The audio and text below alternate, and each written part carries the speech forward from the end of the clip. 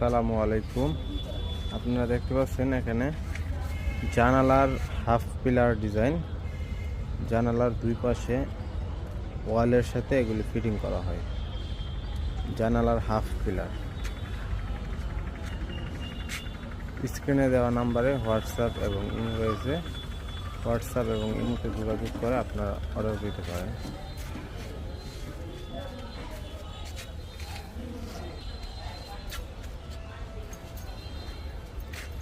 এই পিলারগুলি 4 ফুট এবং 4.5 ফুট উচ্চতা হয়ে থাকে।